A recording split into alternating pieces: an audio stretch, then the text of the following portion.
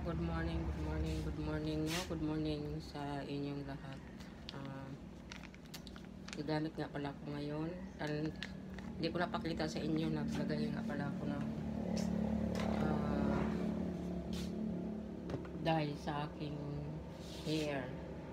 Kasi ayaw kong maputi yung hair ko para hindi pa masyadong ito yung ginagamit ko. It's herbal dye hair. Mura lang to at saka maganda sa buhok. Tsaka ngayon, bago ako umalis, mahirap naman ito tanggalin, buksan. Ito lang pala ang ano. Hirap talaga hindi face mask ito. Libre lang pang ano lang to, libre sa pag bumibili ng ganito. At saka yung mga sabon na dinideliver ko minsan. Yung Kojic soap. Yan. Paganda muna tayo. Ito yun.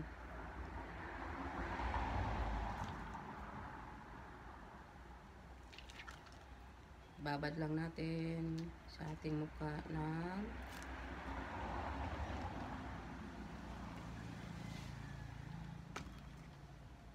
20 minutes.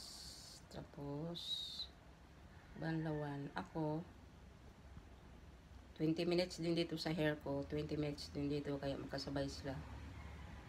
Sabay na rin maliligo. Hirap talaga pag hindi ka marunong. Bira lang kasi ako nito gumagamit eh.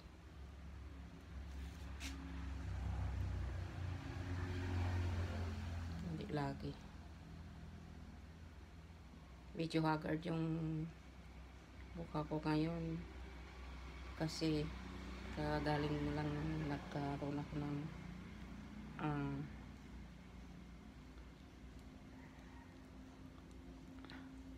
lagnat, tsaka masakit yung likod ko kasi mahirap talaga maghanap buhay, no? Mahirap talaga maghanap ng pera, gumawa ng pera, pero ang bilis gastusin. Pero pag marunong tayo, maingat tayo, paano tayo mag-budget. Kailangan tayong marunong tayong mag-budget para hindi masayang perang pinaghirapan natin, mapunta lang sa walang kwentang bagay. Kailangan paglawas mo ng pera mo, may kwenta, may maibabalik sa'yo. Ayan. And within 15 minutes, within 20 minutes, tatanggalin ko to. Ayan.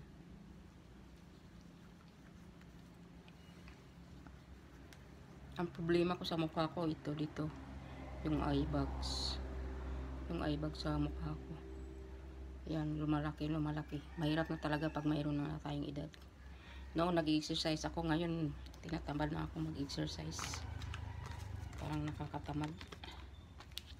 Lagay ko dito yung tira-tira.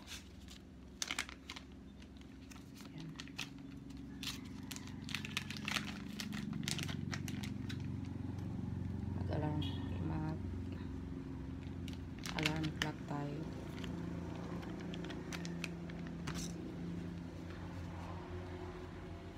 So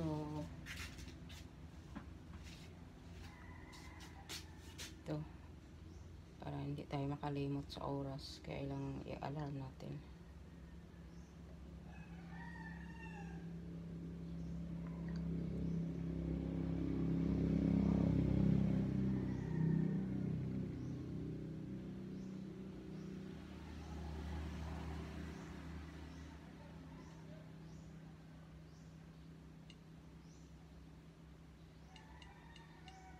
So 8:16, okay na to.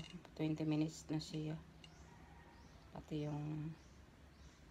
yung hair ko okay na rin. So maliligo ako pagkatapos aalis. Hindi ako nakapagbinta ng ilang araw dahil nagkasakit ako, no? Actually hindi pa talaga masyadong yung katawan ko.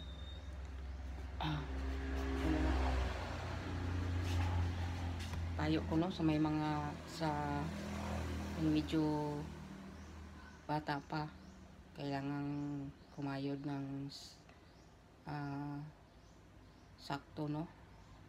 Tsaka kasi pag sa ganito ng edad, 50s up, nag-umpisa na kasi yung katawan ko na medyo hindi talaga kaya yung long hour na trabaho. Nag-umpisa ng 55, 52 kasi kaya ko pa, 52, 53, 54, kaya pa. Nung nag 55 na ako, medyo din na nag-umpisa talagang ang strength, hindi na talaga makapagtrabaho ka naman, pero gusto mo magtrabaho, gusto mong kumita ng kumita, pero hindi na kaya ng katawan. So payo ko sa mga bata pa, yung mga young, mag-ipon kayo na mag-ipon habang bata pa. Naaisip ko tuloy yung mother ko nung nasa kabataan pa ako, sa kabataan. Lagi niyang pinapayo, sinasabi sa akin na mag-ipon ako, wag yung labas ng pera, tulong dito, tulong doon. Dahil pag maedad ka na, minsan yung mga tinutulungan mo hindi na rin tutulong sa iyo. So wala ka nang lalo na noon sa panahon na yun, ako ay isang single mother. So hindi ko iniisip yun, parang hindi ko niintindi yung pinapayo ng mother ko dahil malakas nga ako. Ngayon ko naisip at naalaala na tama pala yung mga payo ng yung nauna sa atin, yung nakatatanda sa atin dahil naranasan nila. So dapat lang natin palang sundin dahil para din yun sa ikabubuti natin. So hindi masama yung magtipid tayo, hindi masama yung maipon tayo. Ang masama ay wala tayong ipon. Dahil pag kailangan natin, wala tayong madudukot at saka mahirap tayong tatakbo kung kanino mas maigi na yung mayroon tayo.